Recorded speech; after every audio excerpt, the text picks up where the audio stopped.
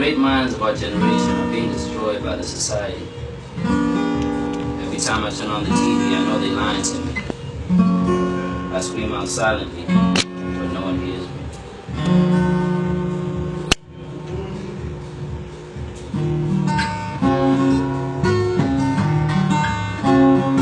I exactly watch the great minds of my generation being destroyed by the society.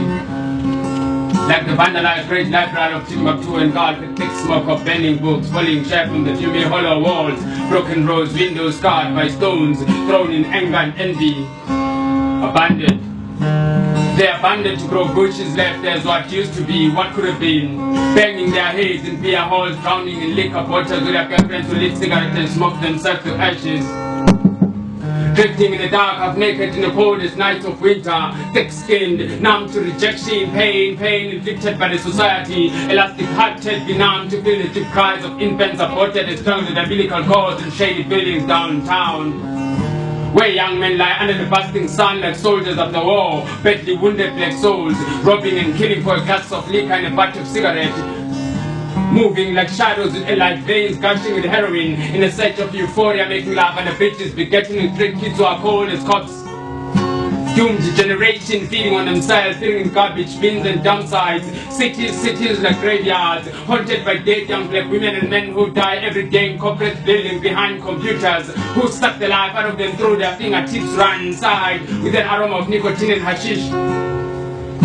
Deep in the belly of the beast, reaching out, searching for a human touch, a human heart, lost in materialism and civilization, civilized to kill or happily be killed by the society before they even begin to really live, think, feel the breeze of the soul, feel the touch of life itself. But how could they, how could we, how could I shift like with the hands behind my back, shackled as everything black, living on my knees, begging for existence, begging to exist.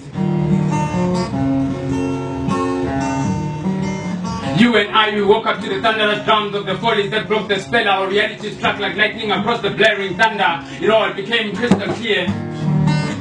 The deceitful heavy shackles we've been dragging for years. The rainbow nation orange jumpsuit with well polished fed boots, big shoes. 22 years of democracy is nothing but time served in a Roman Island state, mentally imprisoned, policed by ideas behind codestic bars.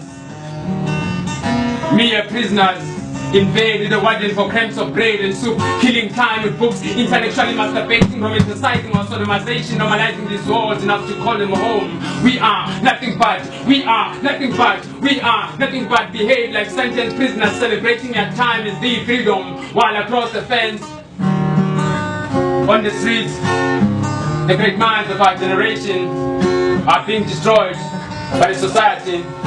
The great minds of our generation are being destroyed by the society. And so this story must still be told, that you and I are conquered souls. Our bodies might be young, but our thoughts are so old. We are still slaves like those who were bought and sold. Our story must still be told. You and I are one people, I am told. Divided and conquered souls, kept apart by artificial walls, invisible mental chains, suffering from socially inflicted black pains. Our master is still on the capitalist game. Nothing has really changed. We are still in chains, invisible mental chains.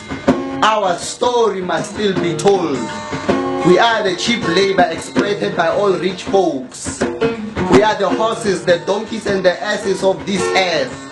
Blacks, we never got a chance to catch our breath, but yet everybody else had a chance to ride on our backs, smiling all the way to their banks. The Arabs, the Asians, Caucasians, they all took a turn to tame us. They all took a turn to enslave us.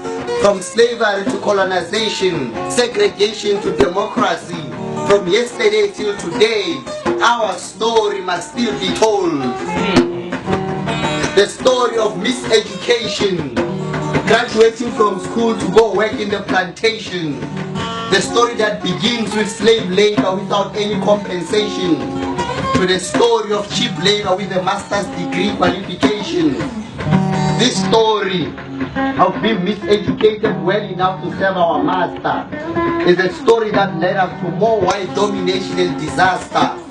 A story that taught us how to defend a system that subjugates us, that taught us how to be compatible and happy with our conquered state of being. This story must still be told. The story of ghetto-like existence never gets old.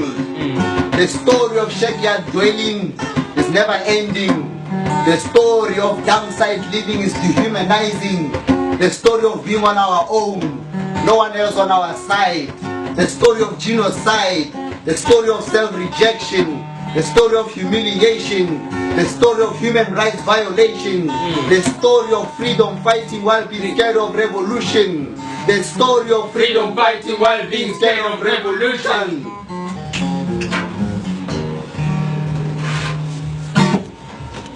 Yeah, I'm sorry for you.